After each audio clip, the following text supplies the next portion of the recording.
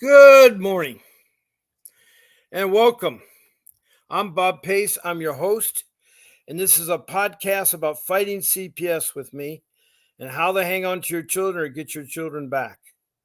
I want to welcome all you parents, anybody that's connected with CPS because I know where you're at. I know how hard it is. I know how awful it is. I've been there myself. For 14 years, I've been fighting CPS. The first 5 years was just their relentless accusations from lay people that were using as retaliation to get my kids, retaliation against my wife and family and everything else. And so I had to fight them. And then they did a trickster on me and trafficked my children, stole my children right before me. Not they weren't in immediate danger or anything. That was 2015. It took me 3 years to get them back. That was 2017. And now it's 2024, and I've been on this podcast for a long time to try to help others because I care about you. You know, who is Bob Pace? He is a guy that likes to help. He's done volunteer work with the Red Cross for over 50 years. Um, he's done volunteer work in scouting. He's done volunteer work in the IndyCar racing. He does a lot of volunteer work. Um, and so I have a family of six. I have a family of six, and I have a wife of 35 years. And one of my children has divorced us, which was sad, and that's something I could talk about. I hope you all had a happy Mother's Day. I know it was really hard. Thank goodness I knew what to do in cases.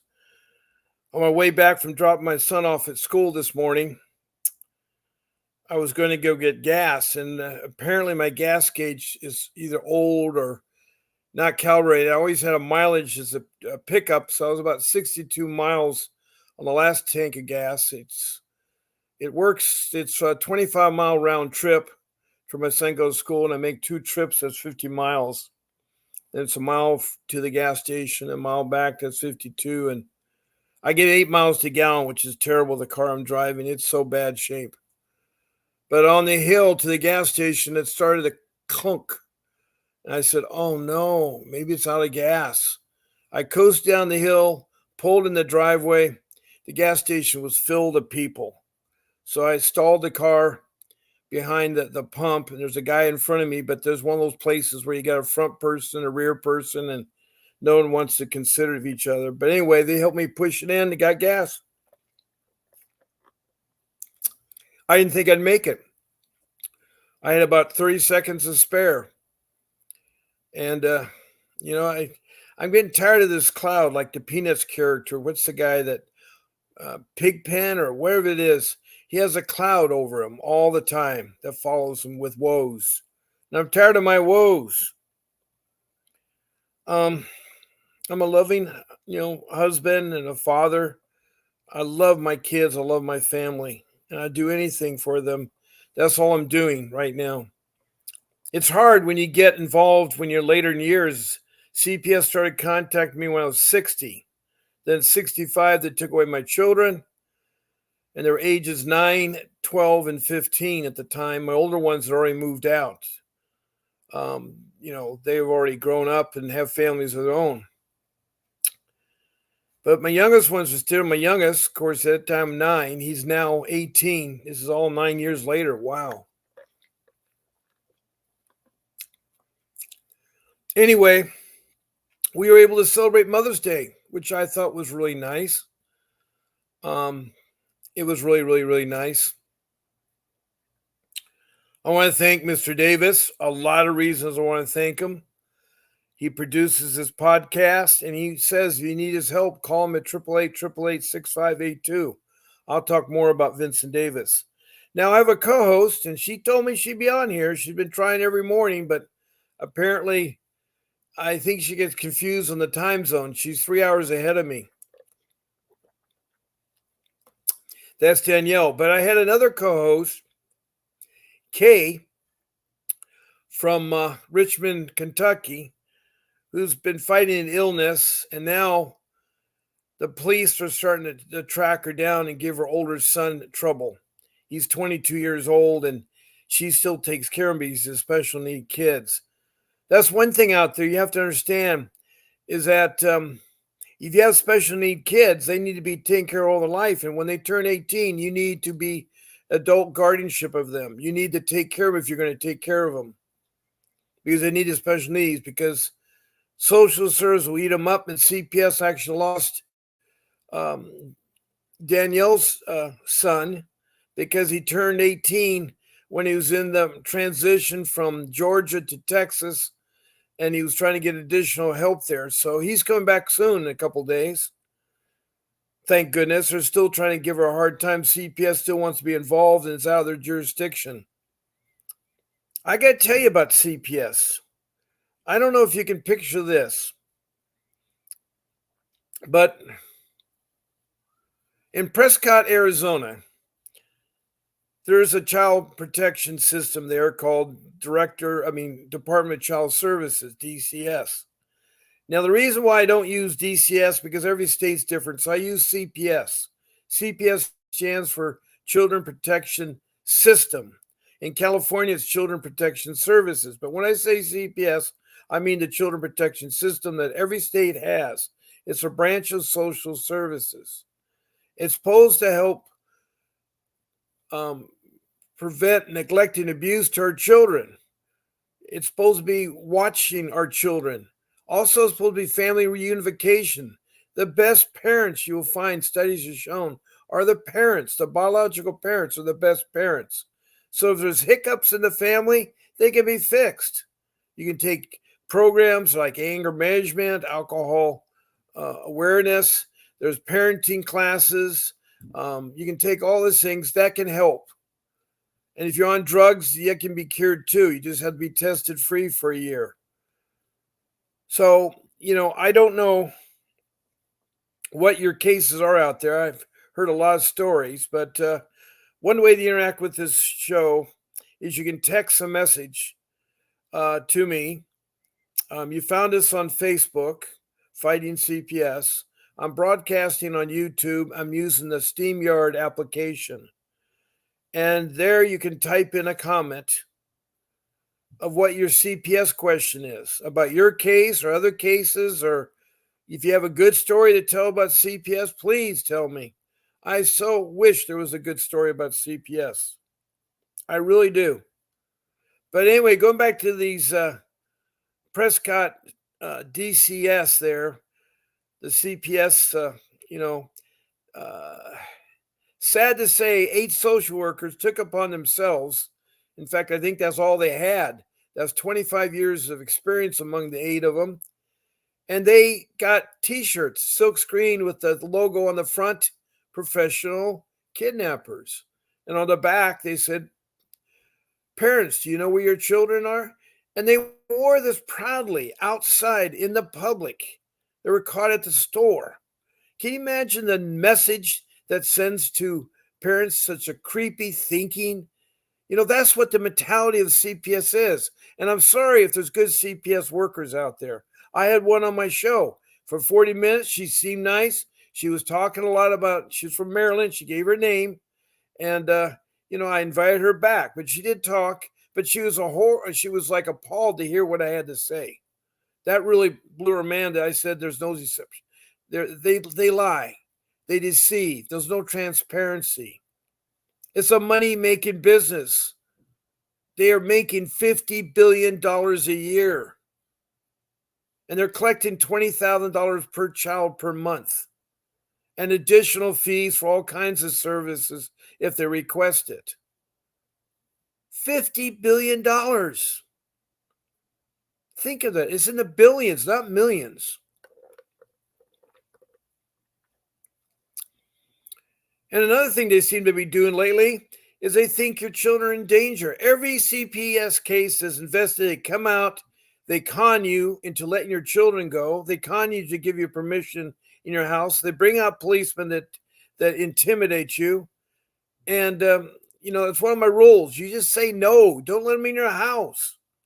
Don't let the policeman or they have to have a warrant, a court order to come in your house or take your children. And one way, easy enough, if you ever approach them outside or you get a phone call, say you want to talk to your attorney to hear what he has to say before he talks to them. That's a good way to get out. Make sure you get their names off their badge, or the police badge has a number. Ask for business cards. They should have business cards, both the police and the social workers.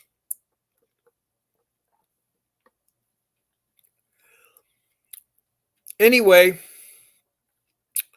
as I was saying, is that this Pink Ladies, they were fired, and so was the director. But you think about the mentality of these people.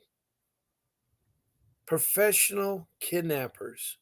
Parents, where are your children? Meaning they got your children. That's why you say parents, where are your children? They got your children. Because they're professional kidnappers. They do child trafficking, which is against the law. And they get away with it. They child traffic into foster care. The foster care system is either a shelter, a group home, or a single family home. And there's foster care parents at those places, and they're supposed to be educated and trained by the state, but a lot of them are not. A lot of them are going to molest your children, hurt your children. They're not well screened. Either are social workers. They don't have a college degree. They don't have to be a clinical psychiatrist, but they act like one. They need a degree in social work, a college degree. They need a license that is renewed every couple years. Just like a doctor, just like, people have renewal on all kinds of stuff. There's nothing wrong with social workers having a license.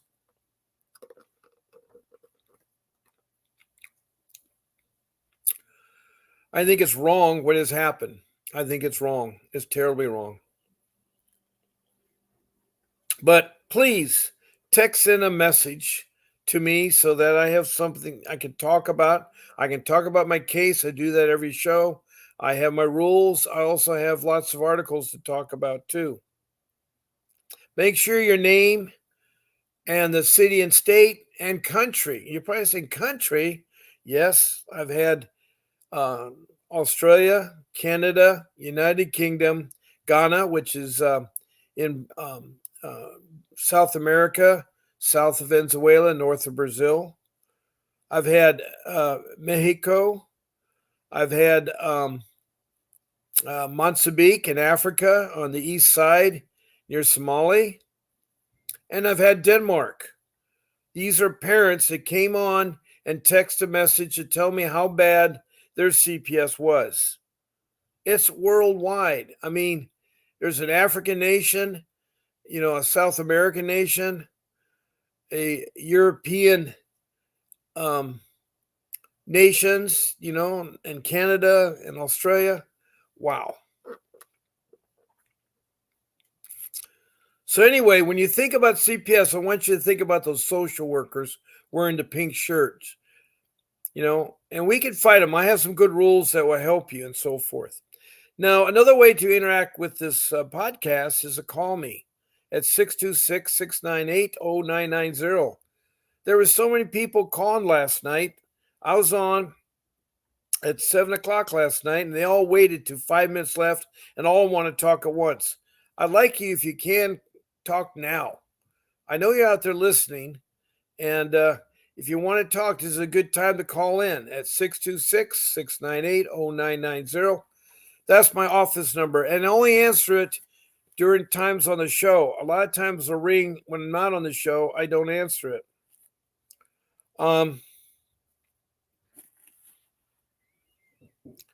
So, that is another way. You can text, you can call in. A third way is I got a great producer. Her name is Grace. She works behind the scene, and I'm really thankful. Many, many kudos to her. But she can arrange you to be on my show at a set time, a set day, so you can make your plans. I know it's kind of hard right now to talk on a show, and you don't have to worry about being on a camera. That's your choice. But all you have to do is email Grace at vincentwdavis.com. That's Grace at vincentwdavis.com. And she'll help you plan to get you on the show. She's really knowledgeable and she can really help you there and set you up. So when you come on the show, you'd be right with me. If I have a co-host, there'll be three of us. I can hold up to 9 people on this podcast. So if I have 2 other people or 3 other people that want to come on, there's plenty of room. There's plenty of room. I can have 9 people, including myself. Now you're probably, coming in or getting up, or this is the bad week because you have all your issues with your CPS. Tell me about them so I can help you. Tell me about them so I can help you. I'm not a lawyer. I'm not perfect, but I like to help. I care. I know how you're feeling and how you're hurting. So many of your parents are talking to you with tears in your eyes. And I feel for it. I heard it yesterday on Mother's Day. It was tough doing my 2 shows. But I'm on 7 days a week, twice a day, 10 o'clock in the morning Pacific Standard Time for 1 hour, 7 o'clock at nighttime for 1 hour Pacific Standard Time. The only exception on Sundays, I start at 8 instead of 10. I started at 8 instead of 10. I've been going to church with my son. I'm rebonding with my family members because I've still been hurt by CPS. It still hurts me every day to talk about them. Yesterday on Mother's Day, I was so sad. I was not energetic, and I looked horrible yesterday morning. But the nighttime, it was a lot better. A lot better. I was probably pretty tired. It gets hard doing these podcasts because you don't know what people want to know, or what the questions are. So I try to answer them all. Now, you'll find CPS very difficult to deal with. If you know the story of Alice in Wonderland, she is playing in her garden and she falls down a rabbit hole. And that's what CPS is. It's a hole. It's a hole of nightmares. Alice in Wonderland went in the hole, went through doors, off with their head, and other doors there didn't make sense. People said things. She was totally confused. Well, that is CPS. They'll keep you confused. They'll build you up and tear you apart. They're rude to parents. They don't like seniors. They don't like elders. They don't even like grandparents. They have a negative attitude, and it shows. There are 8 social workers in Prescott, Arizona that makes all you social workers look bad out there. Now, I know it's not every social worker is bad. Not every child protection system is bad. But there's got to be some changes, and you got to follow your own rules. They have, a book that's supposed to help you what the procedures are and stuff. But why are you violating parents' civil rights and constitutional rights? Why do you take a child that's not in danger from their home? Why do you lie to them? These people that you're hurting are the ones that have very little income.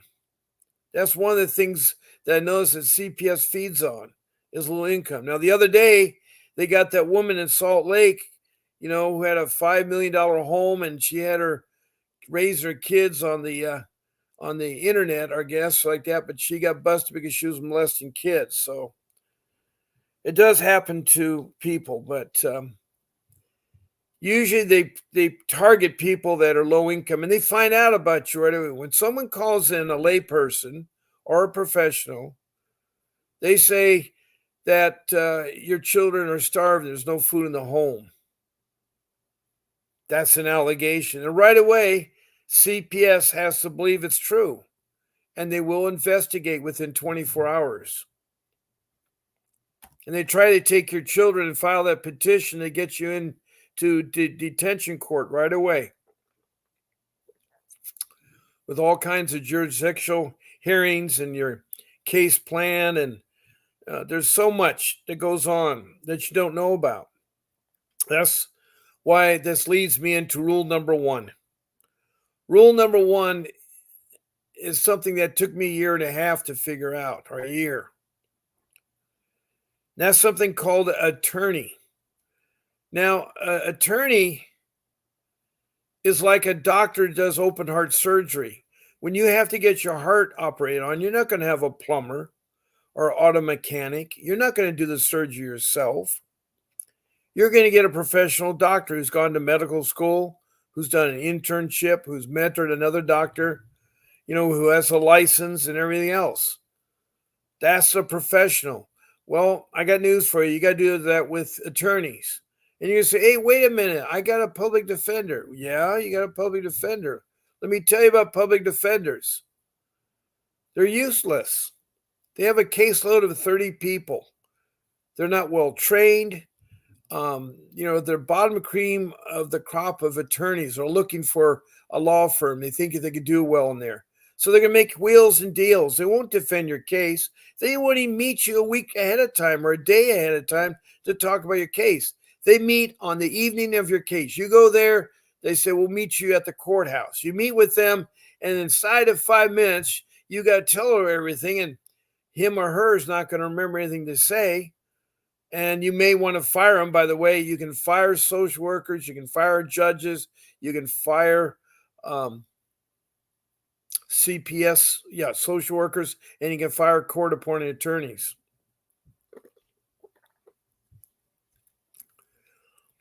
But they don't work for you. That's why I tell you, everybody, you have to get an attorney somehow. I did. I refused the first year and a half, and I paid for it. I lost my daughter. The attorney I used was Vincent Davis, of course. He's a brilliant man. He has 35 years of being an attorney. He's fought CPS. He's won against CPS. He's got the children back. He's done civil lawsuits, both in state and federal courts. So, he's a real fighter. Because right now, you got to figure out, and I took, as I say, a year and a half, a year to figure out I need an attorney because I tried to use my public defender. It was useless. I went through a half a dozen public defenders. They're worth useless. And by the way, if you want to get rid of a public defender, you have to go to the public defender and remove them. If you want to replace, you do there. Or if you're in court and the guy is just not doing anything for you, approach the bench, tell your honor, I need to fire my public defender because he isn't defending me. And I'm going to search for another attorney, a paid attorney. But right now, I want to say my case. Now, right now, you can't talk in court if you have a public defender. You need to get rid of them. Anytime you have a professional lawyer or a public defender, you won't do any talking unless you're asked upon by the attorney. So it's, if you want to say something, enter some document stuff, you got to be your own attorney. And you don't want to because you got the social worker attorney, you got the children's attorney, and the judge, and they'll eat you alive because they know all the court proceedings. They know all the appeal motions. They know all the motions. You can't become a lawyer overnight. I mean, you can sit there and try to prove your case, but you got to have all your documents all together. Attaches exhibits A through Z or whatever you have. And you got to have your witness called upon and stuff like that. So it's a lot to do there. And you probably say, well, I just don't have the money. I said, I know. I didn't have the money. I had to sell my house because I already had a credit line and I didn't have much left. So I had to sell my house. It was a sad thing, but my family was the number one important thing there. Now, if you're a renter or you don't own a home, it's really hard. I agree on that. But there's something called pro bono. Now, that's getting an attorney that will not charge or charges a small amount. A lot of attorneys do so many pro bono cases a year and so forth. Doesn't hurt to ask. Now, you got to find an attorney. And the way that I would do it and research the internet is arrangements of word. So you start off with find in, and you want to put the city you're living in And if it's a big enough city, you don't have to find a bigger city. But if you have a small city like Podunk, and your big city is Dallas, Texas, then you can list both cities. You say, find in Podunk and Dallas, Texas, a pro bono family law attorney, a pro bono family law attorney. And you'd be surprised at the number of names that show up. But you gotta take that list that pops up, pick 10 that you're going to call by just scanning through what they have. The questions you're going to call them are you in business? Are you a pro bono attorney, or do you charge? Have you fought CPS? Has the lawyer got the children back? Have you fought in dependency court? Do you know what dependency court is? So, with that being said,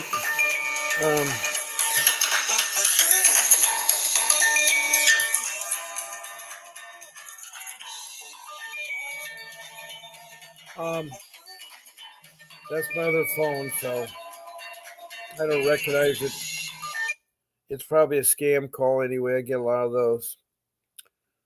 So anyway, you're searching for this attorney, and you want to make your list of 10 that you call, and now you're calling them and you're asking these questions.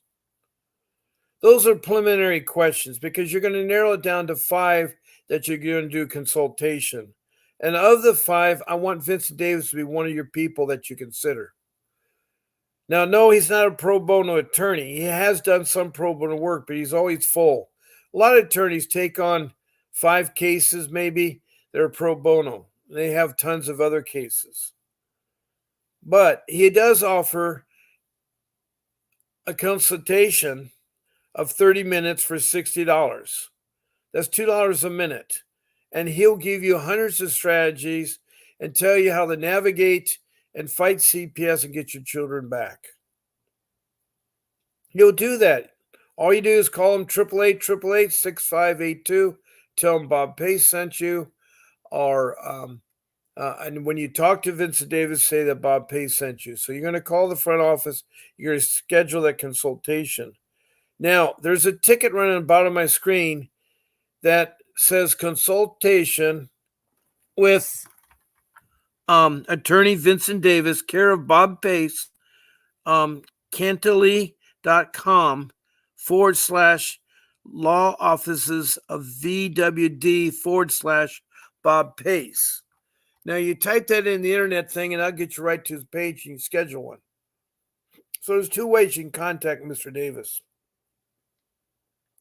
You'll like him. I mean, he's a likable guy. He's knowledgeable. Listen to his podcast. But there you go. I got you something that can give you legal advice right now. That 30 minutes can be raced. If you, for instance, just recently got CPS involved, you should talk to him right away. You should talk to him before your case gets complicated or kids stolen. I'm telling you, you got to do that.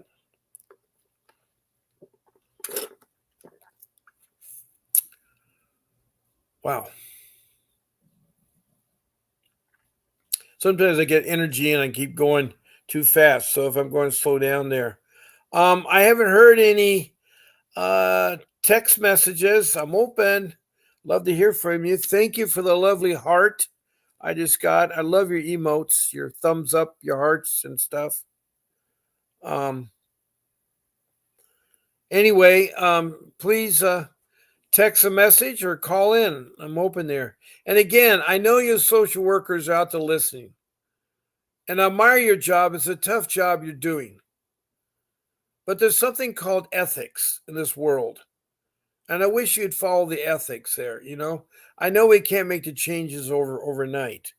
But a lot of you know what I'm talking about. You look up that article in 2022, Prescott, Arizona, the pink T-shirts with the social workers, 8 of them. And the director was fired and the social workers were fired as soon as they found out. But that doesn't help you because there's a problem. There's too much bullying going on with social workers. They love to bully. They love to have that power. I don't know what it is. They should be thinking about how they save their children. There's too many cases going on They're not protecting our children. They're not protecting our children. I hear about a mother that goes away vacation, a child's left alone in the home for 12 days, no food, no water. Child's 10 of what, 12 months old, is in Ohio. And the mother came back, the child was dead. And she asked, why is the child dead? They did an autopsy. So the child was in torturing pain for a couple of days because she was dehydrated and had no food. And she was sitting in her diaper because she was in one of those little chairs, bouncy chairs you sit in. And she had her stool all in her diaper. And she sat in there for 12 days. They found an E. coli infection, which is the worm. I mean, why does a child have to go through that? Where are you, CPS workers? Why are you chasing after a poor woman that's homeless? She's trying to take care of her kids and you don't help her. You take her children away. There's so much stories that I've heard. I mean, I'm talking over 500 people in all the different states. One state's so bad, South Dakota, at the Rosebud Reservation, that they take away children. It wasn't until 1978 they passed a law that said the tribe will take care of their own kind, their own children.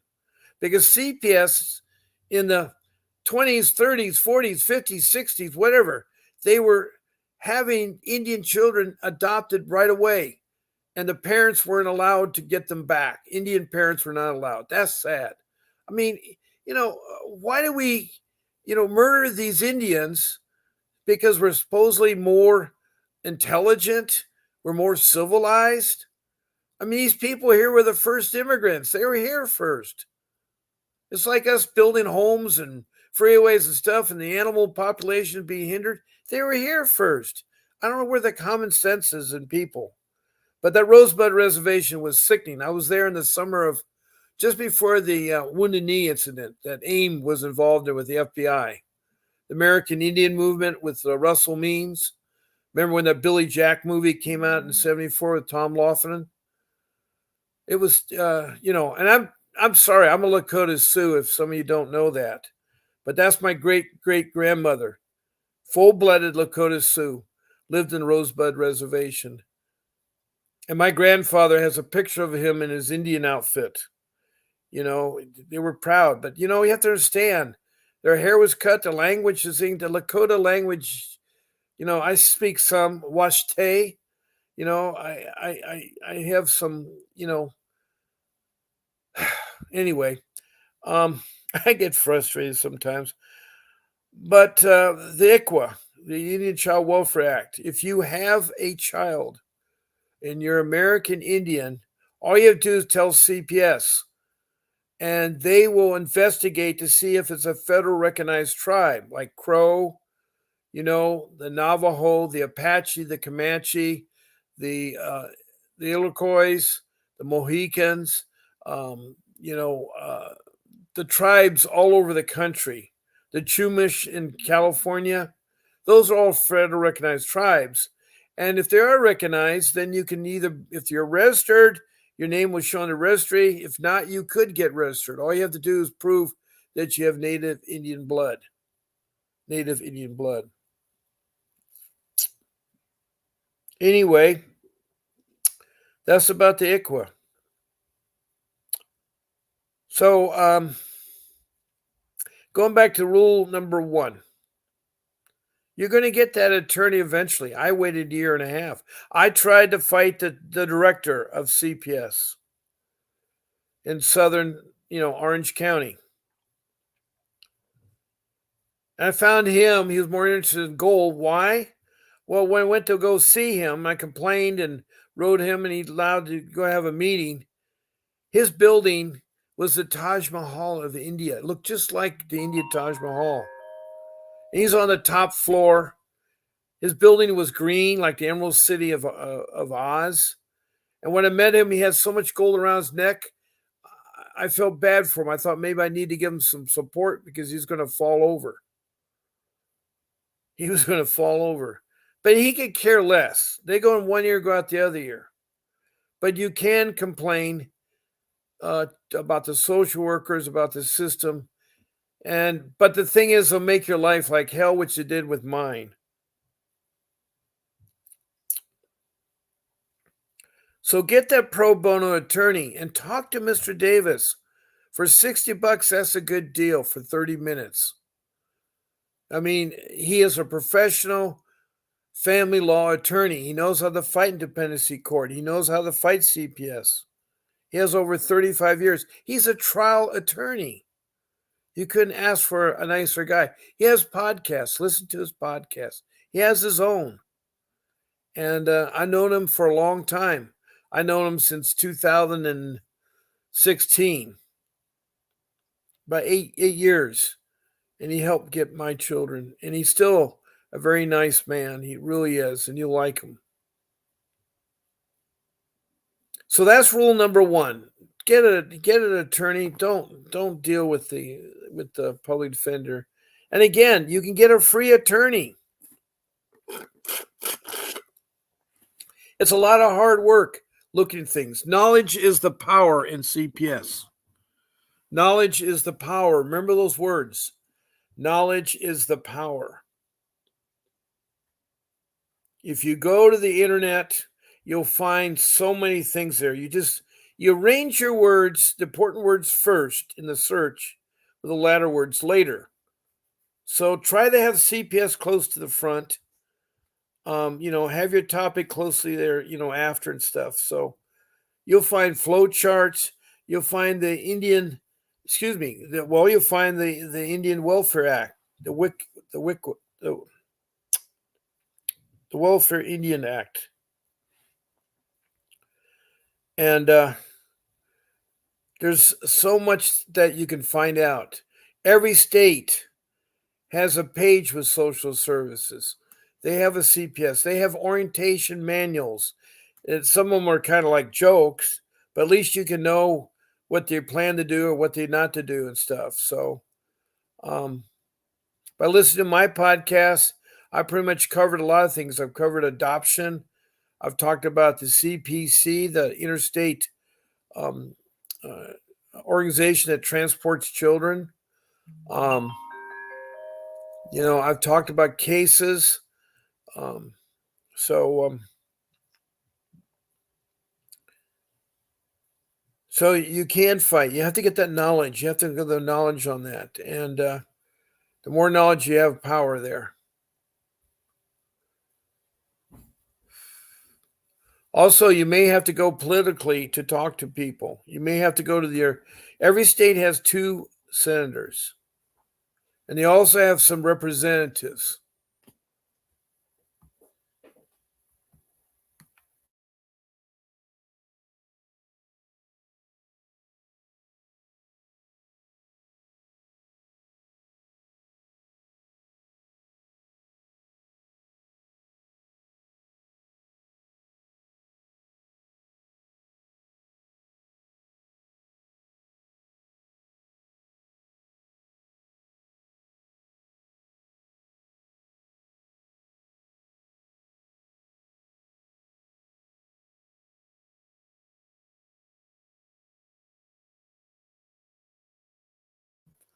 Okay, I'm back. I'm sorry for the interruption. That was one of my boys on his way out in life, and he and I are coming together, which is good because CPS messed him up. And it's sad because last Christmas he just really lost it all, quit his college, and thought he's going to turn it in. But somehow I've recovered him, moved back home, and moved out with a friend, and moved back home again, and now he has a girlfriend for the first time in his life, and he has goals. He has a job. He went and bought his used car. The car I gave to him finally conked out, but he got a newer car. It's 9 years old, but he took us for a spin on Mother's Day, and wow, I'm so happy about my son. He's really, it's children are the spice of your life. I don't know if you know that or not, but children, I mean, they have the movie, was it Dune? They talk about the spice is the life. Well, my family, my children is my spice, and I take care of them as best as I can. And Anyway, I should move on to rule number 2 since we have nobody that wants to talk. I won't bite you out there. I'm easy to talk to. It's just I get a flux of you guys at the end of the show, and you have to wait till tonight. But rule number 2 is very important. It's called paperwork. And that's probably the worst thing that people like about anything. But you need to organize all your CPS paperwork. And I find an easy way to do it is get a notebook, a 3-ring binder, at least 3 inches wide. You can go for 6 inches. But you want to stuff it full of notebook paper, college rule with the holes. And then you want to get subject tabs and want to divide it.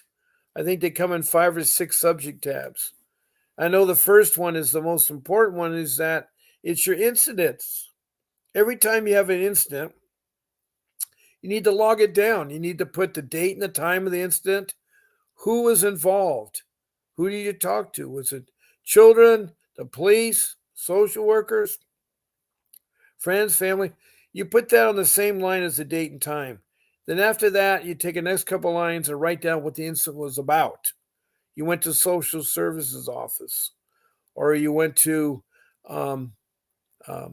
the police station, or they came out to your home, or they did some things there at your home and stuff.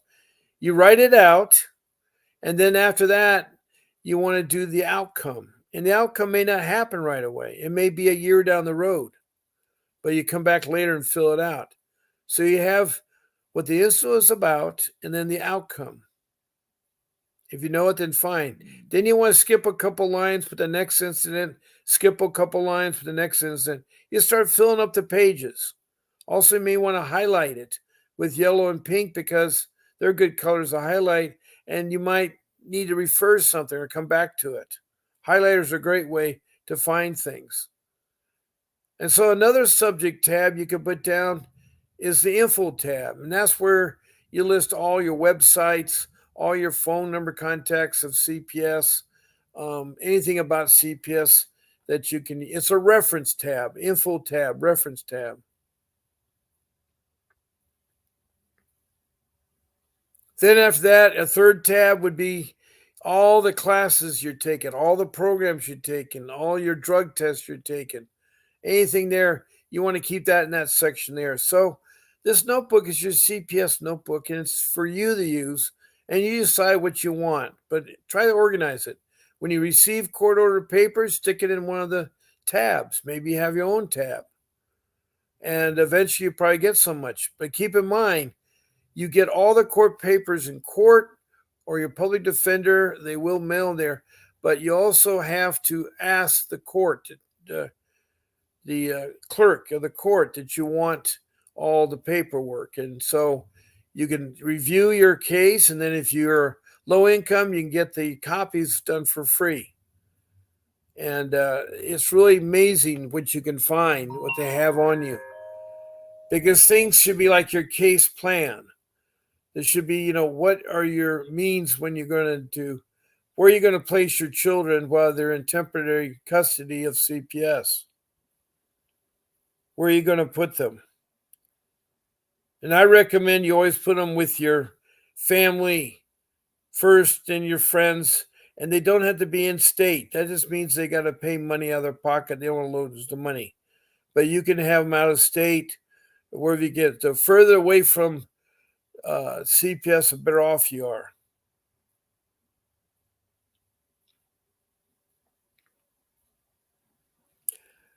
They're very scary, scary entity. I just don't know how to express myself more about that. So you've done your paperwork now, and now you can organize it. You got your notebook you can carry around with you, and you look really professional. My third rule is really important because that's where you want to say no to let them in your home or no to talk to them. Let me tell you a picture now. Just recently, a 24-year-old black man who's an airman was living in a well-to-do apartment, and I don't know if he has a roommate or not, but he was talking to his girlfriend on FaceTime, and he heard just pounding at the door, but no one identified themselves. So he had a gun. He had a right to have a gun, but he had a license for it. So he grabbed his gun and had it at his side. He wasn't pointing at anybody. And this time the sheriff announced, "Hi, this is the sheriff. You have to open that door." Now, let me tell you something. You don't have to open the door. If they have a warrant or if there's serious going on there, they'll break the door down and come in. But you can sit there and wait. They'll leave a card or they'll come back later.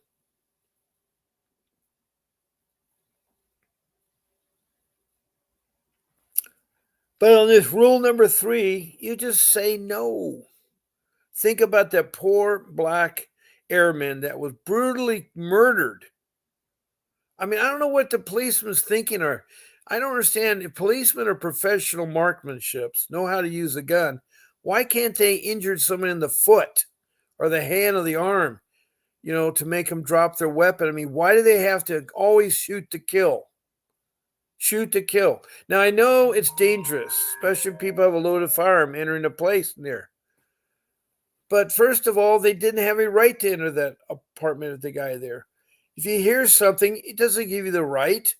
And what that guy should have done is all of you should do is don't open your door. Look through the peephole. But be quiet.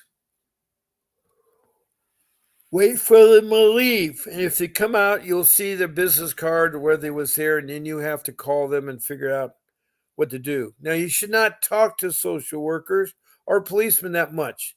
Again, it's yes, no answers. Yes, no answers. That's all you need to say to them. You're not required by law to talk to them and so forth. And they can't come in your home because it's your castle. Your constitutional right says you got to stay in your home. Now, you have a right to defend your home. Now, if they have a mechanism to, inspect what's in your home or something, that's really stretching it. But you just don't let them in, and you just don't talk. You talk to them outside if you have to, but I wouldn't even talk to them outside. And anytime social workers come, you just want to get your children out of state. You got to get away from there because they're going to come and get your children. They're going to come and get your children.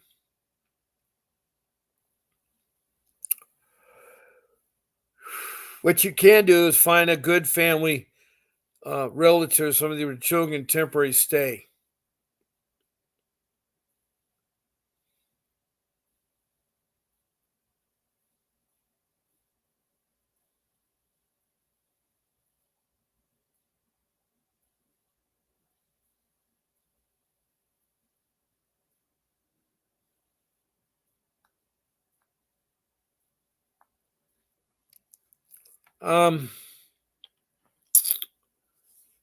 So you say no, and I know that social worker bangs on the door, and they have the police with them.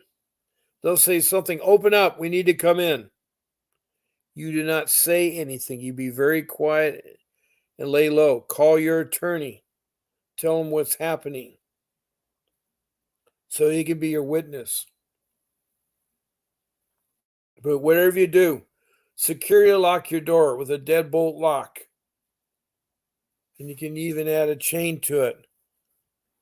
But you don't want to open the door for anybody. Now, if they have a court warrant, they'll say, "We got a court warrant." Then you got to look in the window next to the door and see if the court warrant's legit. It's going to have, the name of the children, what they want to do, and where they want to go.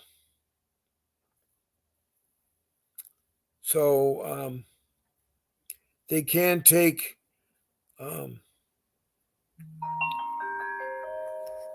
they can take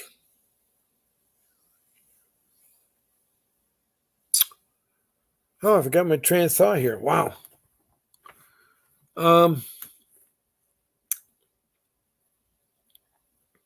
They can't come to your home if the child is in extreme danger. For instance, if a parent is throwing a child against the wall, or the parent is beating a kid, more than than corporal punishment. Harming the child, they will break in. Both police and social workers, they can break in without a warrant. But most of the time they don't have a warrant, and they say, "I didn't know that. By the way, I was tricked and misled, and it got worse for me. It got worse for me."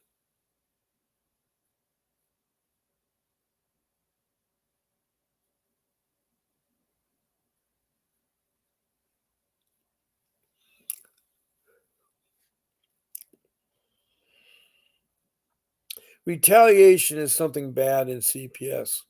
They will retaliate. I know from experience. My social worker is being cross-examined, and my daughter was trying to be adopted, and we knew that it was not a good home for him because her and her husband, that was my wife's sister, had domestic violence, and he lied about it. The social worker backed him up, and that's where he caught him. And there was definitely a way to sue them, but I don't have the money to do a civil lawsuit. I know the attorneys get big paid out of it, but there's no guarantee. I don't want to take on something I can't afford.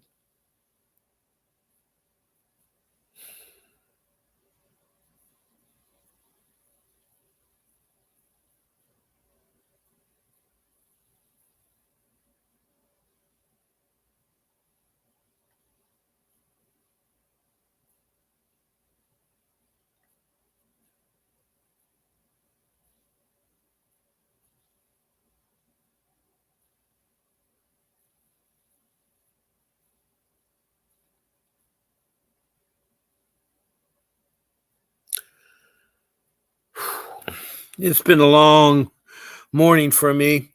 I'm going to go ahead and close the show. I want to thank all of you listeners out there. I want to thank the hearts and the emojis. I want you all to keep fighting your children. And you can see me again tonight at 7 o'clock Pacific Standard Time. And God bless you all. And this is Bob Pace signing off.